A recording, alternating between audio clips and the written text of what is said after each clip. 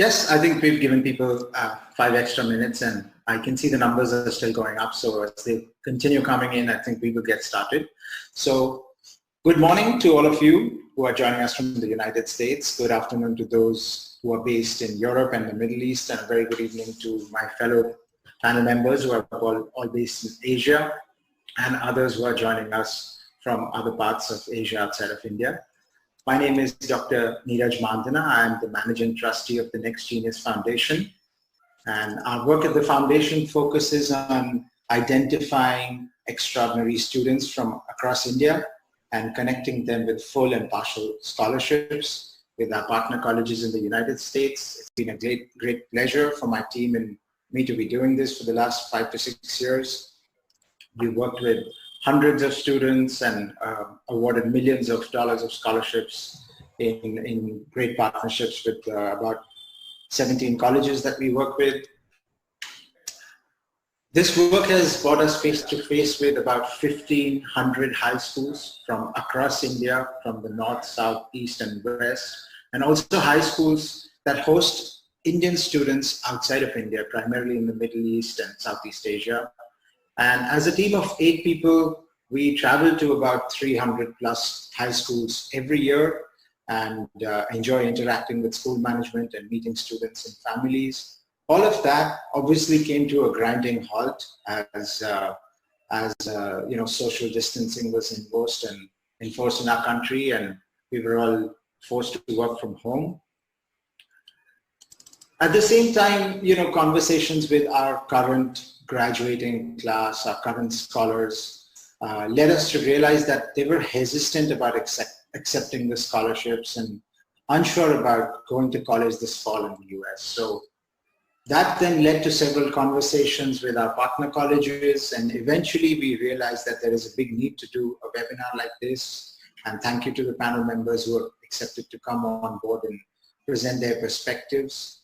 Very quickly, we realized that this shouldn't just be a video for Next Genius partner colleges. It should be a resource available to the wider college counseling community and the admissions community. And that is why we reached out to so many people in admissions around the world and in the US. So that is the raison d'etre for doing this. Before we proceed with the seminar today, I have a couple of housekeeping announcements. Number one is that we will be taking questions. The questions will be at the end of the presentation. So I expect the presentation to last somewhere between 30 to 40 minutes. And we've allocated 20 minutes at the end for Q&A. And you can use the Q&A feature to post your questions, although I would request the attendees to just wait till the end of the session. The second thing is we are recording this session. We were oversubscribed. I was amazed at how many people signed up, and certainly seemed to be one of those hot topic issues that's on everyone's mind. So thank you for that. Unfortunately, we had a limitation on the number of people that we could finally invite to the webinar today. And for the benefit of the entire community, we will be recording the session and sharing it with all of those who registered. And lastly, in the middle of the presentation today, we'll be pausing our discussion and taking a very quick poll for a minute. So look out for that. Now, having said that, let me introduce the fantastic panel that we've put together for you. With us today is Amir Masood, who is the head of counseling at Shiv Nadar Schools in Delhi, NCR. Hi, Amir, nice to see you. We have Abhinav Garg, Mr. Abhinav Garg, who is the founder of SAT and Paper, not Salt and Pepper. And he runs a very interesting test prep outfit out of Delhi, but across the world. And definitely business is booming because of the model of his tutoring. It's completely online. And all of our students and parents are definitely interested in things which are online as we cannot go out. So great to have you, Mr. Garg. Hi, everyone. We have Swati Shrestha, who's the school counselor at Woodstock School, Missouri. Hi, Swati.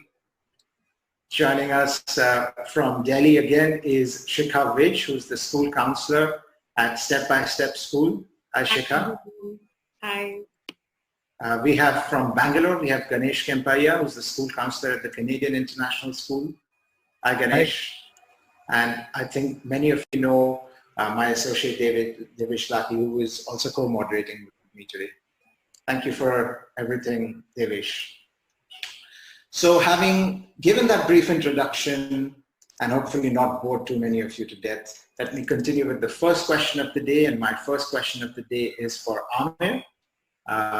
So Amir, how are the spirits of your graduating class? You know, what are some of the big questions that are coming your way? Okay, so the graduating batch, the major concern being, of course, when will the session begin in college?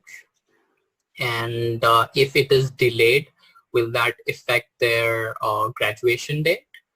And what happens to visas? Will they come on time? What happens to conditional offers? Because if CBSE might postpone results, so what happens to their conditional offers? And do the scholarships remain the same? And what about tuition? Does there colleges have any relaxation for tuition fees? So these are some of the main concerns of the graduating batch. Great. And are those being voiced by students, or are those being voiced by parents, or both together?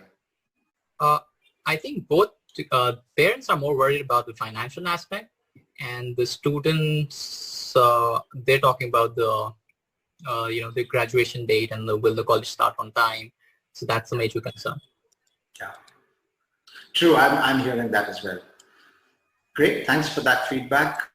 Over to Ganesh. Ganesh, my question to you is, what are some of the core concerns that people have right now about, making the transition to college? Amir spoke about that a little bit.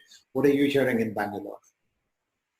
I'm foreseeing the immediate situation that I'm seeing, and the questions coming around from students and families is embassy closures, visa appointment cancellations in future.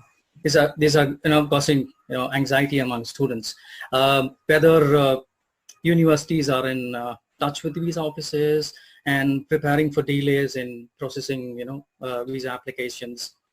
There is a lot of information already available on university websites. Most of them have a dedicated page to the situation already, but not very regional specific is what I'm seeing. But moving ahead, I'm thinking that there will be an increase in traffic for visa appointments. So is there, the students are asking or other families are asking, is there any communication with happening between universities and embassies to allow for more flexibility towards student visas, requesting for more visa interview dates to be made available for students, or preference or priority over other visas for students especially. This is what I'm hearing as I have conversations with students and families. Yeah, I mean, transitioning from your home here in India to college abroad is never easy in the first place. And with so much back and forth going on right now, and uncertainty about when the embassies will open, I can imagine that parents are worried about, will they be able to get the visa on time? Every year I seem to have some students who are just getting their visas or running to the airport like absolutely last minute. So I really wonder what's going to happen now. Okay, thank you for that. The next question is for Shikha Vij. Shikha, what are some of the biggest challenges that you are experiencing right now? And what are some of the problems that you are facing? So what's happened is that there is a lot of word that a lot of wait lists are opening up suddenly, and there is, because of that, students are either waiting or withholding their deposits. They are scared to commit lest their wait list opens up. Second thing that is happening is that there are other end of the spectrum. There is a lot of double deposits happening. As a counselor, we feel it's unethical. We advise our kids, please stick to one college. However, we at this point are not sure as to what is going to happen. There is so much uncertainty. Like Ganesh rightly echoed, the colleges are dedicating a lot of space to this, but the information even for them is so sketchy. So it's very difficult for them to also chalk out a concrete plan. As a result, there are a lot of double deposits happening. At least for my students, I'm not advising that you double deposit in the same country. I mean, be faithful to one university at least. But I've seen that a lot of double deposits are happening there, and kids are waiting for wait lists to open up. And on the other hand, because of the double deposits, there are a lot of wait lists that are being created there, It's not helping anybody, but because of the uncertainty, this is happening. I'm also seeing a lot of deference. Today, half an hour before the webinar, I had a parent write to me, ma'am, can I defer for a particular university? Some colleges are giving the options. They have been emails sent out by a few universities saying, please, if you want to defer, you let us know now. But a lot of them are not giving this option and students are in a panic. It's like one of those scenarios out of a stock market, I suppose, in a catch-22 scenario, right? On one side, we have students who are depositing and double depositing and holding on to spots. And on the other side, we have kids who are on the wait list and hoping to get off the wait list, but they're never going to get off because somebody has made a deposit. So, I mean, it's confusing time for sure. And certainly in my office here in the independent consulting office, I'm seeing more and more families turning up and saying, we wanted to go abroad, we made the application, we got in, we made the deposit, but should we be applying to India right now? You know, should we have that plan B, that backup, you know, just in case colleges don't start, or we defer and then join later? You know, that's an increasingly common conversation these days. Yeah, you're right. So, Payal, having referred to our independent practice, what are you seeing in Calcutta? A lot of reassurances. I think I'm spending more time talking to people and calming them down than actually doing any work. So yes, that's what it is. So although the kids are really excited about acceptances, and it continued until the end of March, we've had great results. So that's been great. They are excited about a new life. They're excited about college, but they are very, very nervous. And they're nervous because they haven't looked at other options. They have thought about either going to the US or going to England or going to Singapore, wherever, but they haven't thought of staying back in India yet. So they're actually nervous about the fact that if college doesn't happen in the fall, what if? If it does happen, is it safe to go? If it isn't safe to go, will the classes begin online? If they begin online, how will they handle different time zones? If they can handle the different time zones, how will they adjust to a new method of learning? Because these kids are just not used to a foreign system. So they are worried, they are nervous. Parents are worried about safety. They're worried about a second wave of the pandemic, even if colleges go ahead and, you know, begin in the fall.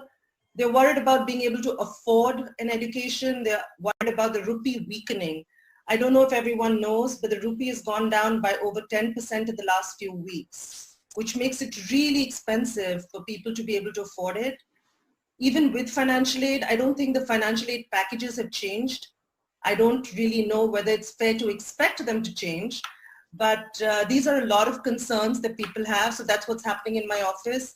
I'm on Zoom all day, every day. There is no weekend. Every day is a Monday at this point. With the class of 21 and the class of 22, the conversations are even wider because they haven't committed to even applying abroad yet.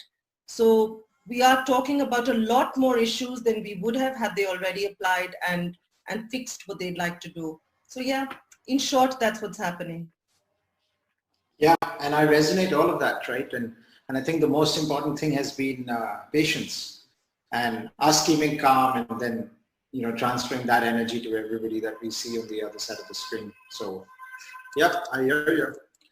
Swati is in a very interesting position because she's at a very cool and a unique boarding school in Mussoorie. So what are you seeing, Swati? So I'm definitely seeing a lot of anxiety and a lot of kind of uncertainty. And so I kind of second that. A lot of the conversations that I'm having are kind of working with students to just figure out all of the different contingencies. I do still have students who are excited about going abroad, but they are really unsure of what's going to be happening. So there are some students who have already committed, whether they were ED or they decided, earlier that, or just recently that they have kind of a commitment to a school. But even with that kind of commitment, I'm still seeing questions about, should I defer? Should I take a gap year? Should I start looking at Indian universities? Especially because admission is opening up right now in India for next year. The timing is a little bit fortuitous, I guess, for students who are starting to consider India as an option when they hadn't before.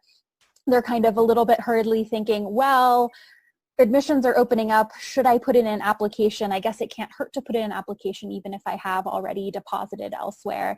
And so, yeah, a lot of those kinds of nuanced conversations about, you know, what might the future look like, and also talking to students about the fact that, you know, nobody knows what's happening. And so when they're like, oh, I haven't heard from a university, kind of having to reassure them and saying, they're working on it, but they're just as taken aback about this as you are. They didn't have, like, you know, a 2-week head start on the pandemic. And so kind of helping them see kind of the human side of the admission process there as well. And you know, helping them to have a little bit of faith that things are going to work out, that their best interests are being thought of by the universities. So I heard patience, empathy, and faith. I think those are 3 great values to focus on right now. Thank you for that, Swati. Now, Payal spoke about the US dollar, you know, becoming more expensive here in India. And interesting, because when we made our applications, it was what, 70 or 72. And I think today it's about 77, 78. So, but our financial aid packages have not changed. And certainly, you know, every parent that I'm talking to these days is saying, well, business is not doing well, or I'm not sure about my job going forward, or, you know, the stock markets have crashed, and, you know, I was hoping to get a loan and I'm unsure about that loan right now. So I think the financial reality for a lot of families has definitely changed. Of course, financial reality has changed for certain colleges as well on the other side of the table. I mean, these are quite common questions, right? So, Amir, if you could just briefly speak to that end about, you know, what are you hearing on that front in Bangalore, in Delhi? Well, actually, you're quite right. Like, because of the rupee weakening and the uncertainty in jobs and businesses, of course, there's a lot of disruption. Some of the parents who plan on sending their students abroad, the Indian parents, they have this, they make this fixed fund allocation for this purpose. So they're prepared beforehand for these kind of situations. But of course, not having a primary source of income being disrupted, this fund goes for a toss. So if they've also allocated amount in a fund for their child, but because the primary source of income is affected, so it disrupts this entire fund. And that's why these kind of parents are also now looking at scholarships or financial aids. And of late, you know, I've been getting a lot of calls, you know, that we've got offers from these colleges. Now, can you also help us with some kind of scholarships or financial aid packages now? Or can you speak to the college to, you know, do a payment in installment? Or, you know, if the college, like, you know, some colleges have already said that they'll start the fall session in January. So students are asking, so when do, you know, their payments actually start then in January? And, you know, can that be deferred further if that's possible? Especially the ones who were completely dependent on financial aid, they're hit the most, and they're now completely thinking of not going abroad and thinking of colleges in India. And in fact, we also have the Shiv Nadar University. So I just got data from there, and that data says that a lot of students who were applying abroad are now applying to the university because of the situation. So yes, this has affected a lot of students, and they're just looking out for options, as many options as they can. True. I mean, and that's a dangerous combination, you know, for, you know, people thinking about deferral and then not being able to pay. So that is, you know, adding fuel to the fire of college admissions in 2020. So, I mean, I suppose we haven't spoken about the human cost of all of this and the emotional toll it's perhaps taking on parents. It's not easy to send your child away so far away when there is concern around health, safety, security. Payal, Swati, do you care to comment on what you've been hearing from parents on that front? Yeah. So I've definitely been seeing quite a few parents getting in touch and just kind of wanting to know what's going on. And usually this time of year, so because we're a boarding school, communication with parents is already pretty tough. And so usually this time of year, I'm hearing directly from the students about the conversations that they're having with their parents.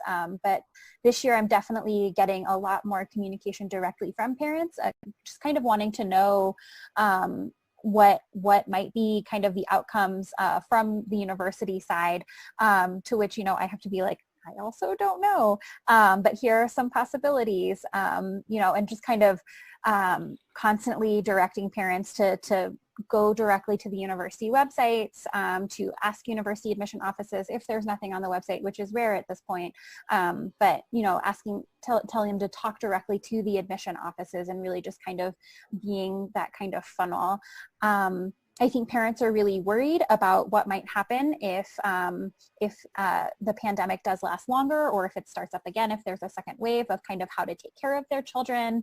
I think they're seeing, other parents who currently have children in college and just kind of being really kind of anxious about being cut off from their kids if global travel is in some way disrupted again, and I think that's particularly nerve-wracking. So those are kind of some of the issues that I'm seeing.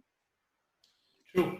And isn't this like probably the busiest times of our lives? Because I have certainly never spoken in the same breath with my students at college and my high school juniors and freshmen and sophomores. So, and I think that those conversations are also happening in the families. The graduating class for this year, they're definitely in conversation with students, their seniors who have gone to college and those who have stayed back in the US or come back to India, and I think the parents are connecting with other parents. So apart from reaching to us as counselors, to colleges, I think parents are reaching out to other parents as well and trying to get a sense for, was there a case on that campus and what happened and how did the college handle it, So thank you so much for all of these insights. I hope they're useful for our audience.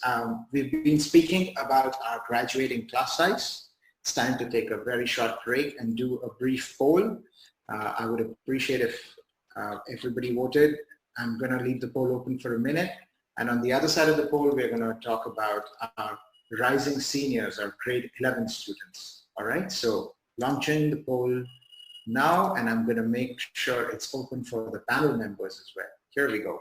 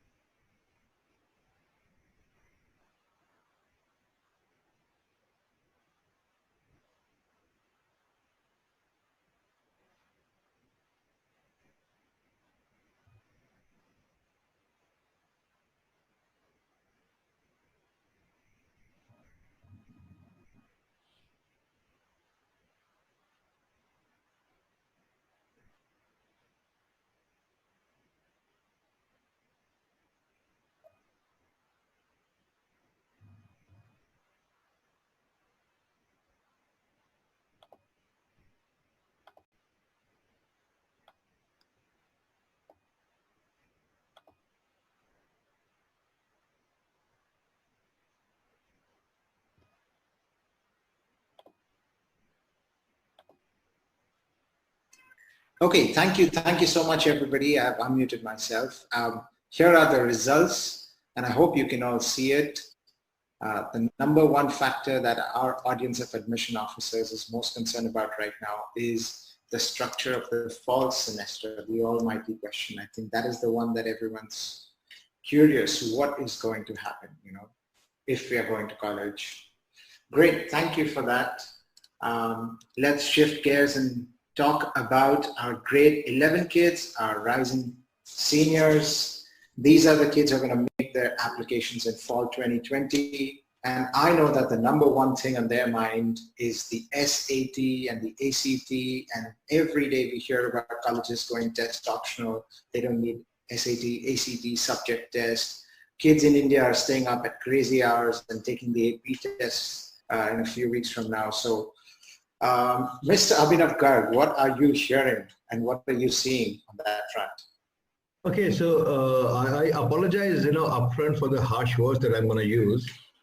So, but it's all mayhem here, and I think for us as stakeholders of the education universe, this is all self-created.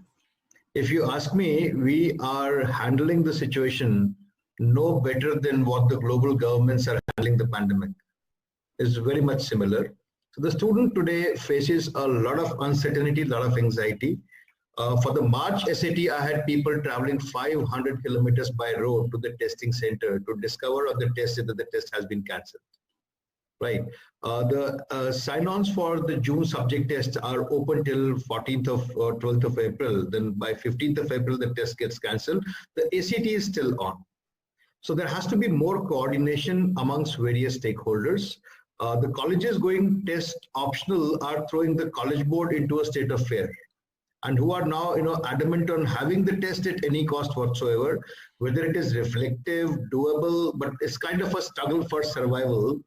Again, from the college's perspective, I think it's why do we make it sound as if we are selling a perishable product? I mean, we're selling education today like the way this morning they're selling crude on the NYSE or the comics, right?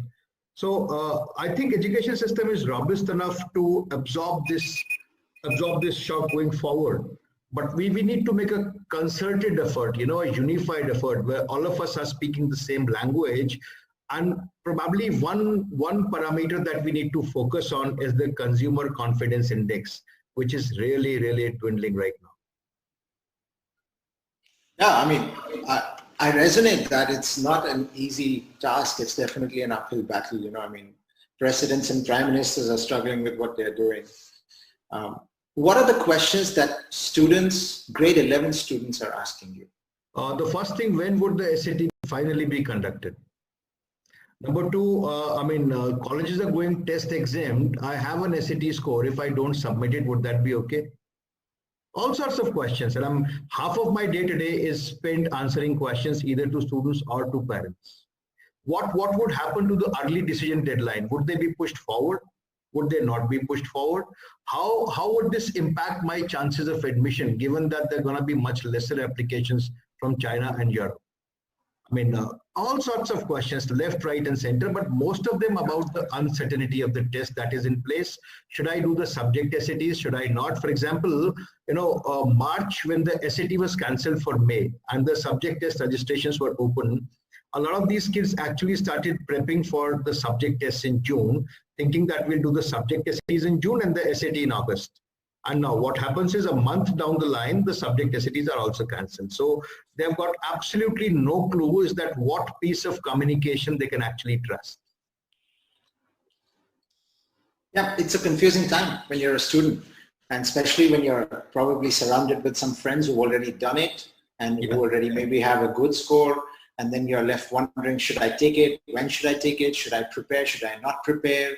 Should I be focusing on my school academics, or should I be doing this SAT, ACT? Oh, and by the way, it's cancelled.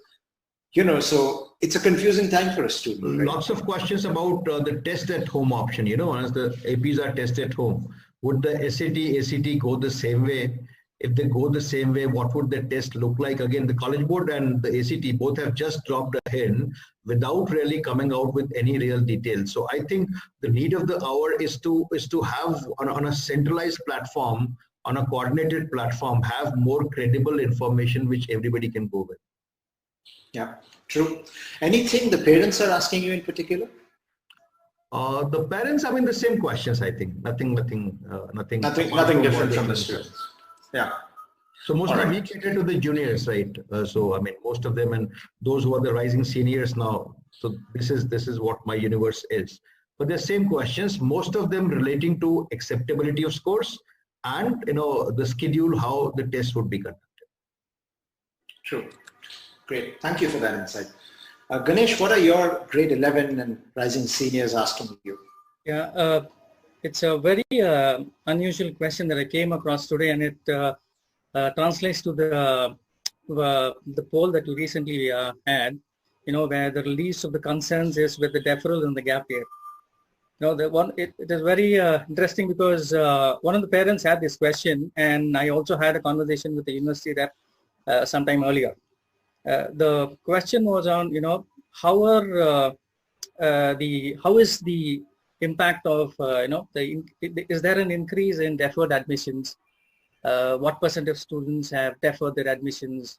How will colleges be able to accommodate more first-year students next year if there is a deferment? And this will again cascade to the impact on housing, and will professors be open to having more students in the class next year?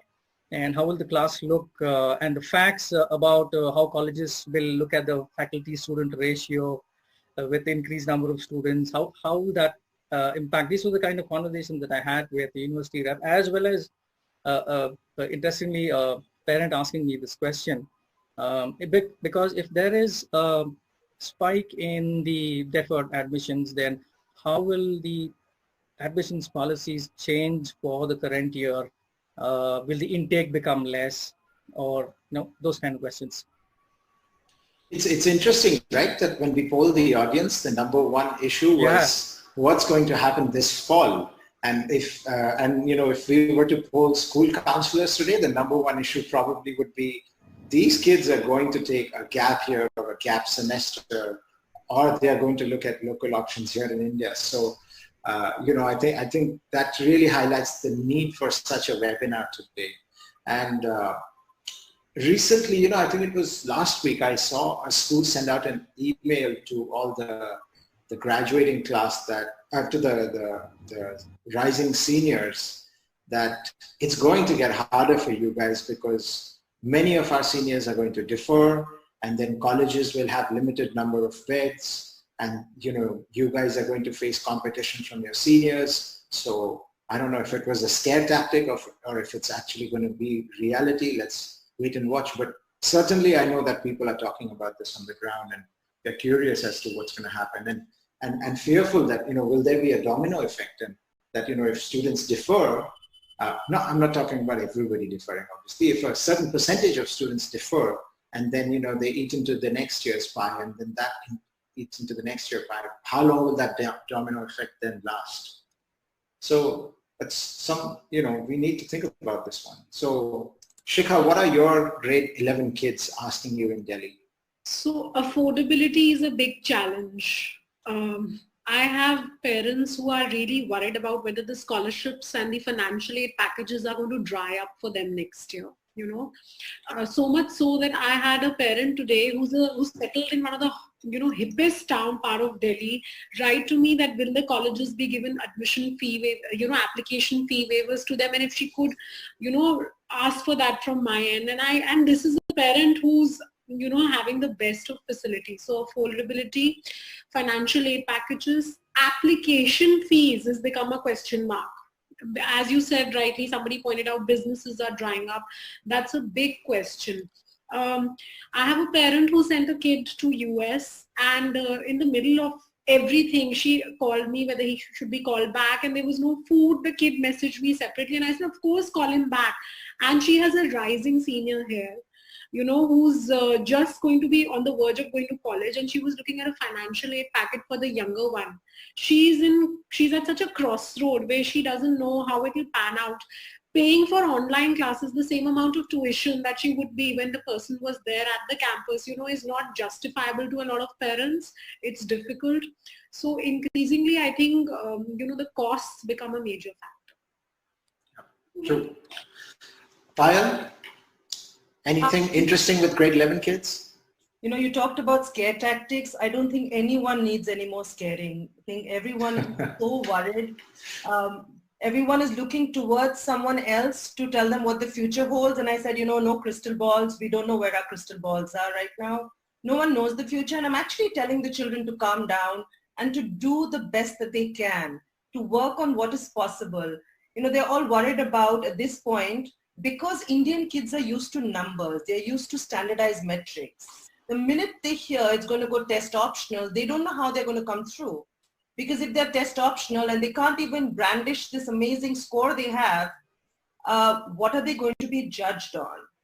Is someone going to look at their extracurricular activities, which they can't do because they're all in lockdown, or are they going to have to do some path-breaking research?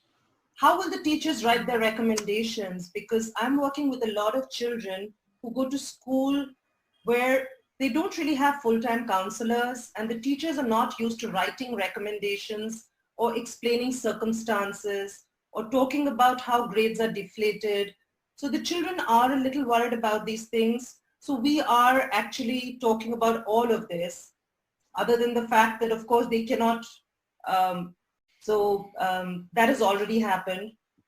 And I feel that for next year, for 2021 and 22, the worry is how are they going to be evaluated, whether they will be able to go, and what are the finances going to look like. So these are the conversations we are having.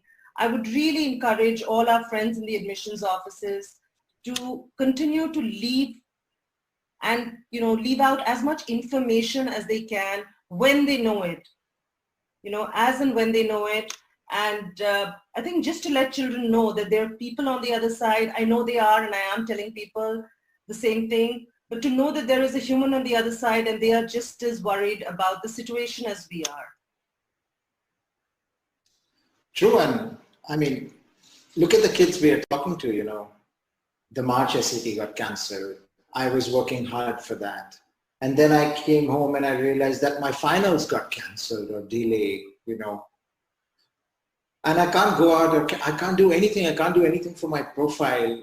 What am I supposed to do? I mean, look at it from a grade 11 kid's perspective, right? So, Neeraj, I had a child who wanted to just go out and work out on the roads in Calcutta in the middle of the lockdown because he thought that's the only way to build his profile. And the parents were so scared that they called me and they said, please ensure that he doesn't go out, because he's like, I'm not going to get into college if I don't do something amazing. True. Ganesh, is any of this similar to what you're hearing or anything different? See, academically, adding on to what Payal already said was, schools have already gone online classes and everything. Schools are doing assessments. At least, I know our school has already has plans in place for conducting assessments online and all that. But students and parents are asking questions like, how will these online assessments impact their predicted grades in the coming months, heading towards the application season? How will this impact their choices? How should they factor in that into the filters that they have? As we know, online classes are becoming more challenging for teachers and students. What is definitely becoming more clear is the way we will approach the phrase going digital in the future. Questions around how will, a particular grading system be viewed by colleges. The system of assessment being used by one school may not be the same for another. So is there a similar, or are schools using a similar platform to assess students online? Will this keep the students at a disadvantage or an advantage with a particular assessment process? These are kind of things we're looking at academically. Yeah, and that's probably happening at every single school across the country. Yeah. So, yeah, thank you for that. So, I wanted to shift gears a little bit here. We've been talking about challenges that are being faced by our students, our parents, and how all of us are putting up a brave front and trying to do our best. We are struggling with it as well. I mean, when I was listening to Ganesh right now, I was thinking, oh my God, how do we answer questions about, UK applications and medical school entrance exams and all of that stuff, it's going to get harder this fall. So what is something that you are struggling with in particular as a counselor, Ganesh? You know what, this is the time when the counseling part of college counseling takes center stage. This is the time when both graduating seniors and rising seniors are looking towards college. The graduating seniors are looking forward to start the classes in September, and the juniors are looking at applying to colleges in September. And this is the time when the planning starts.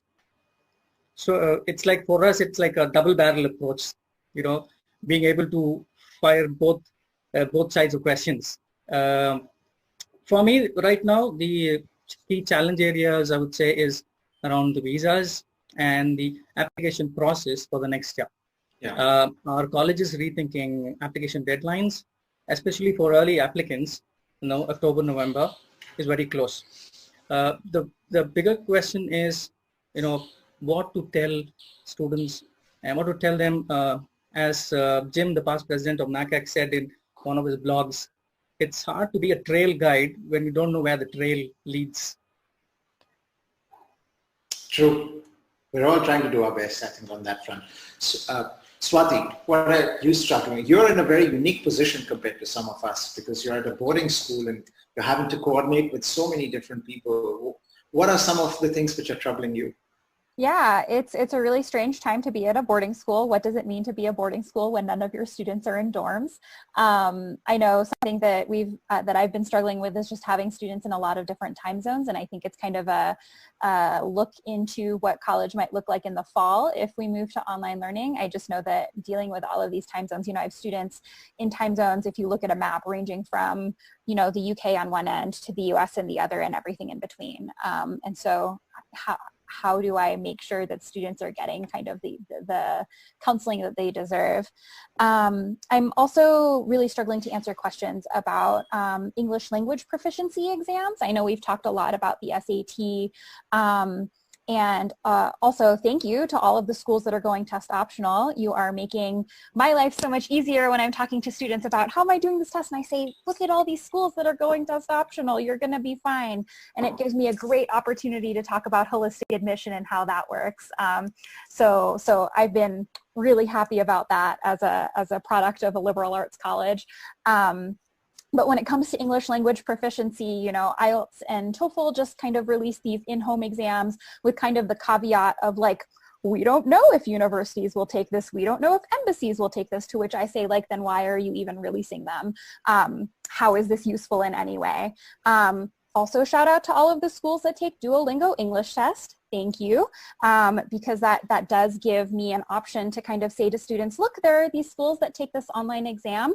They've been taking it for a while, and it's a really easy option for you. You can take it at home. It's meant to be taken at home.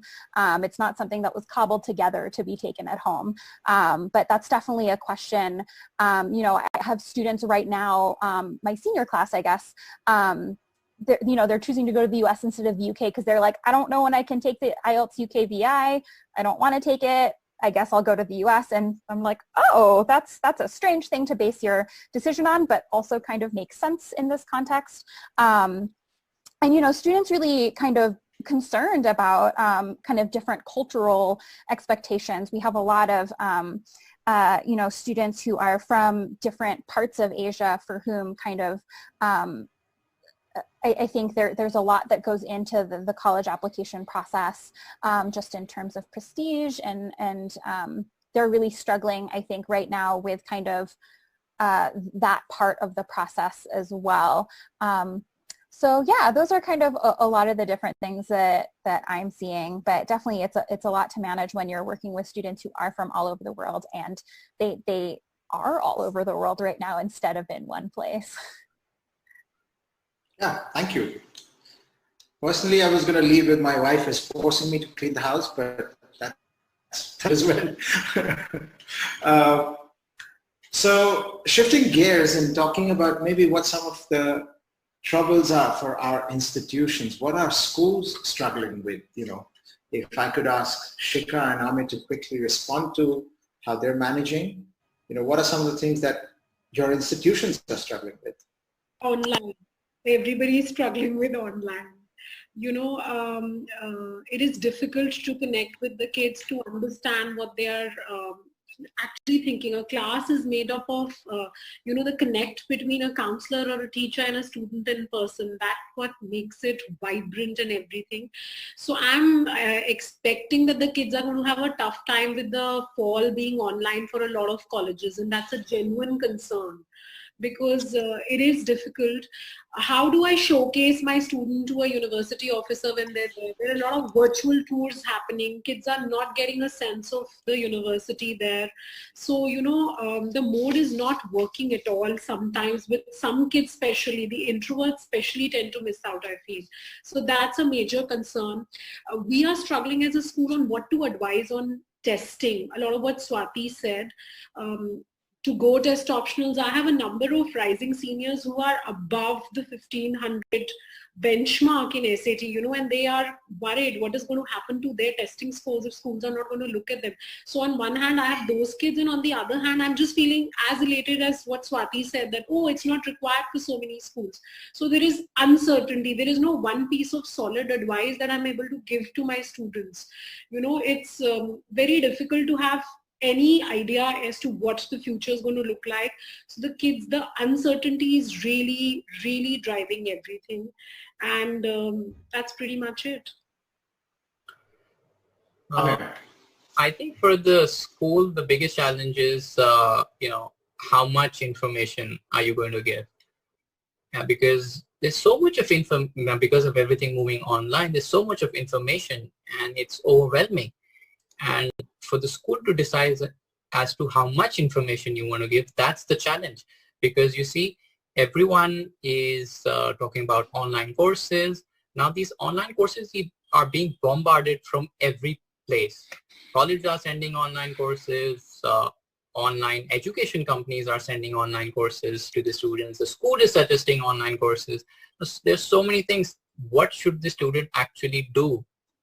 And how much amount of information should the school share? Because we're in this situation where if we don't share the information, the school is like, oh, we're not doing our bit. But then if you're sharing information, the student is also getting information from so many other domains. And, they just get overwhelmed. So I got a message from a student, and she was like, I'm already 5 hours on the screen, doing this course and that course, and then do you suggest me to do this course as well? And I was like, I don't know what to tell her, because that particular course which she asked for is very important for her portfolio and would actually make a lot of sense, because the kind of course that she wants to do in college is quite related to it. But then the other things also she can't miss out on. So, how much are you going to tell the student what to do, what not to do? So that's, I think, the biggest challenge that the school is facing. Yeah, all these years we told the kids, right? Less TV, less cell phone, less computer, and now everything is online.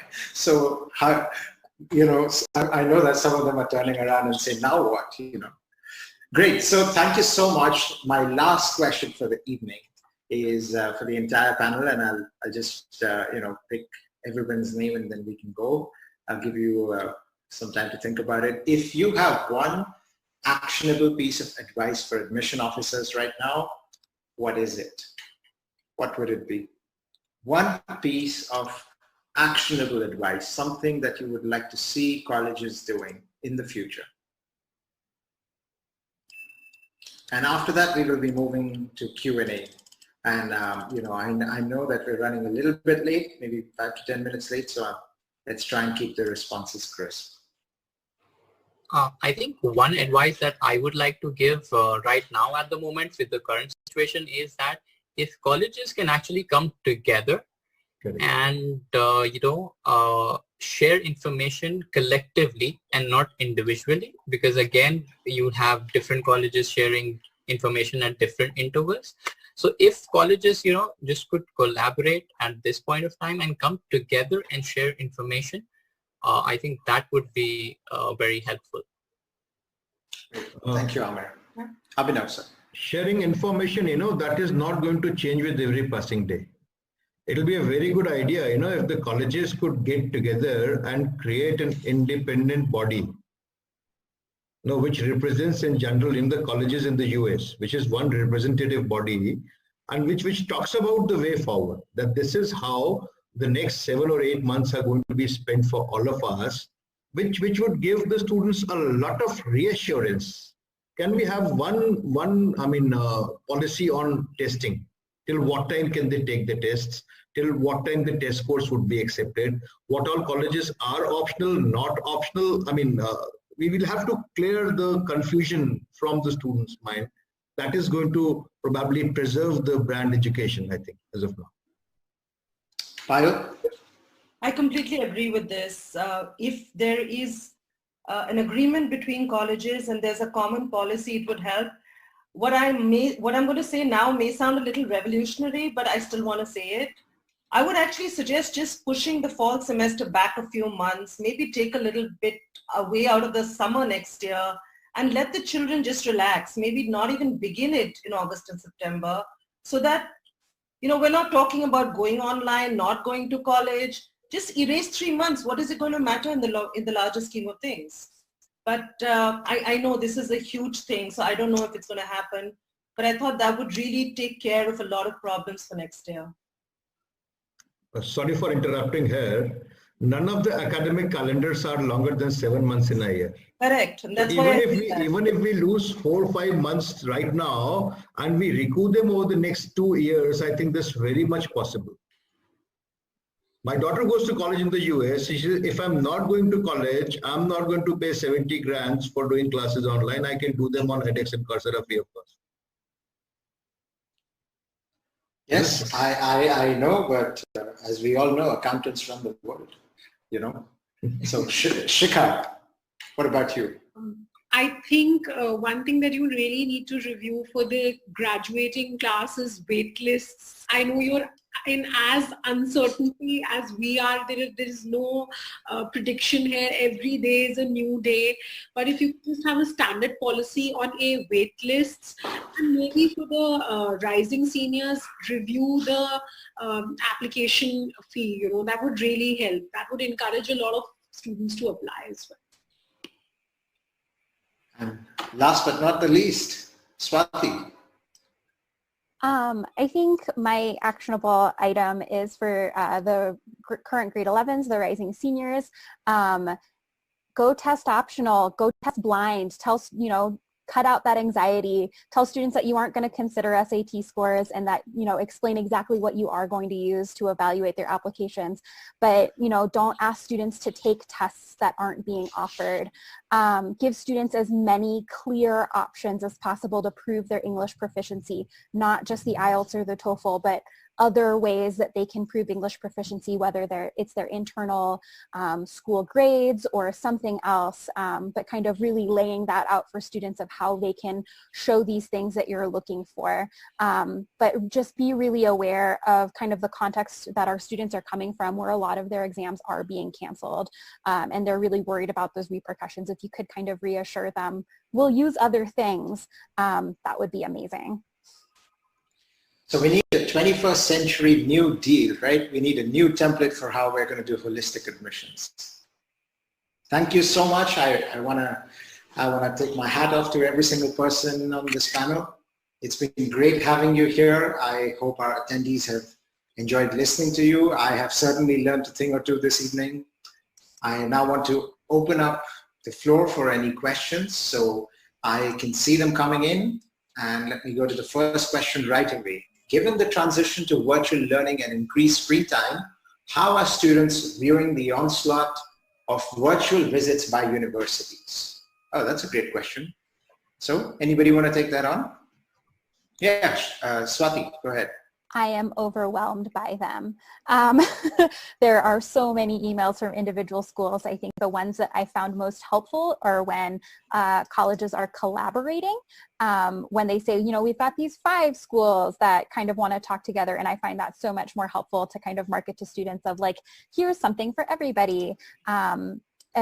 So kind of working, it's kind of like having schools visiting together. It's so much easier when you've got 5 colleges coming to visit versus 1 at a time. But yeah, it is really overwhelming. Yeah, thank you. The next question is, would a virtual presentation concerning current holistic admissions process under COVID-19 conditions conducted by US university admission reps for an audience of prospective students be beneficial, or would this be redundant?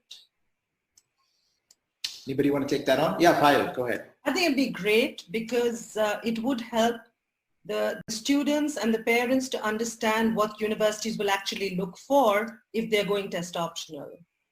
And, because we are used to numbers and metrics, if we don't have them, what is it that would help? How is it that the kids can communicate? We do tell them these things, but it's great coming from admissions people. It really validates what we say, so we would appreciate that. Yeah. Thank you. The next question is a great one. I really like this question. As test optional becomes more and more common among universities and Indian families relating the SAT to the quality of the university in the US, how do Indian families see this in relation to the value of the university? I mean, we all work with students who come with the rankings and the SAT curves, you know. What do you think? Anybody want to take that on? The Indian families are going to take a long time coming to terms with this because we understand numbers. JEE is what all of us have grown up to. So imagining that, you know, a college would admit students in absence of a score itself doesn't go down well with many parents, especially, even if we don't consider the students here.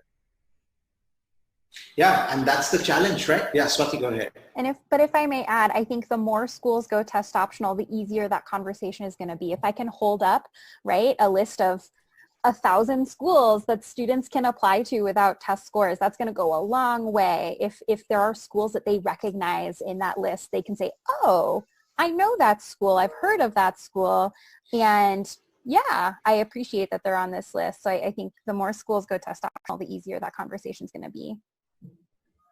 Yeah, it's got to pick up momentum, I think. Okay, wow, the questions are coming in. Let me see.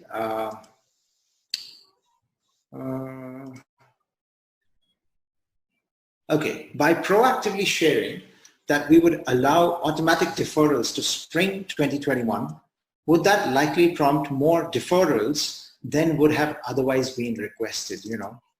Good question, right? Should we, you know, be proactive about it or let it just happen quietly?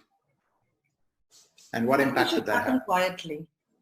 Quietly. Yes. Amir, quietly? Yeah, I would agree that it should happen quietly because if given the option, I think more students would go for that option, and that would actually, the thing you were talking about, the domino effect, yeah, that would come into place. I think it's better to go quietly. That's my opinion. Mm-hmm. Ganesh? It's about going back to that safety concern that, you know, we had the conversation about earlier. So given the option, parents will always want to take the safety option and say, okay, let's wait it out for another year and see what happens next. So giving them the option, I think there will be a spike in. Yeah, Swati, go ahead. I might be the only one to disagree, but I actually think I have a lot of students who are really driven. And if given the option, like if starting in fall is an option, they want to start in the fall. But I think giving the option of spring deferrals, I think would ease a lot of concerns, knowing that they could do that, even if they wouldn't. I think they would feel taken care of in communication and messaging, even if they didn't take advantage of it. I echo what Swati is saying. I would prefer that the colleges let us know in advance if deference is possible. See, students are as it is writing their emails.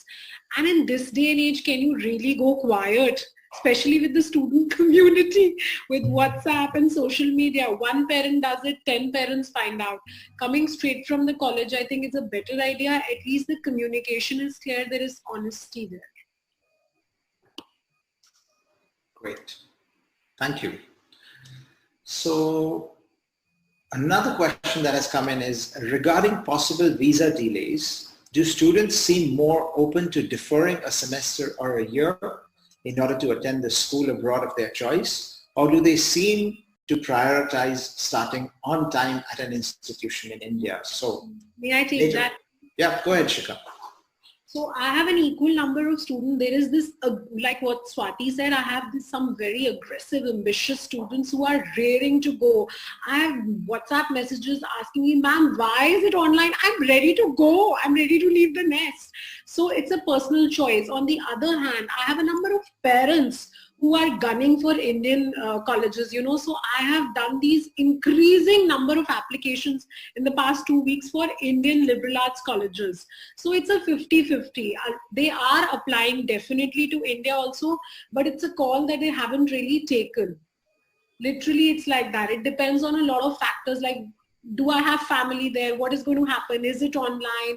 Will deferral make more sense? Increasingly, a factor that I never thought was very important is there some family there, you know, wherever I'm going to. that has suddenly become such an important factor. So it's a 50-50. Definitely the amount of applications to India has increased. Mm-hmm. Swati, did you want to come in? I just super agree with everything Shikha just said. Okay, great. Super. I think in the interest of time, we should take the last question here, and then I think we should close. It's 7:35 here in India. So the question is, do you see students submitting multiple deposits at institutions within the US, or is it mostly depositing at institutions across different countries? Payal? Yeah. I think they're depositing in different countries. It is up to us to encourage them to not double deposit. It is unethical, and usually if one college is going to allow them to do something, the other one will as well.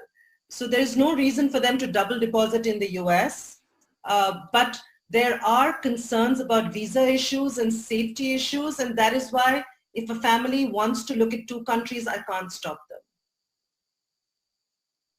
Anybody have any other comments on that front? Is it multiple deposits in the US or deposits across countries? I mostly see deposits across countries. If I even get wind of a student trying to double deposit in the US, I just flat out tell them I'm not going to send their transcript to more than one school. So we try really hard to make sure that students know that double depositing in the same country is not okay. Not okay, yeah. Ganesh, you had something to say? Same thing what Swati was saying just now. So as a school, we don't allow for double deposits. That's definitely not in the thing. But we cannot, we don't have control over them depositing at other countries. Mm-hmm. But we do get to know, then the student is in big trouble. Yeah. Amir, you had something you wanted to add? I would say the same thing. I think the schools, all the schools follow the same practice where they don't allow students to double deposit. Because it's unethical. And but yes, with the current situation, there'll be students who would want to look at different countries and just keep their safety net over there. But again, because when they made their earlier choice of colleges, they're very sure that this is my dream country, and if they've got an admission there, I think that's where they want to go. So yes, there will be some art students who would double deposit in some different countries. Mm-hmm. Great. Thank you so much, everybody. This has been a very sort of Arnab Goswami-esque moment for me. My Indian friends would get that. These are troubled times, and the realities keep changing every week. Today's conversation has been today's conversation. What happens next week and next month remains to be seen. So I hope in that spirit we can close. I hope it was useful for our audience. Thank you so much to my panel members. Stay safe, everybody. Maintain distance and keep in touch virtually. All right? See you. Thank you, everybody.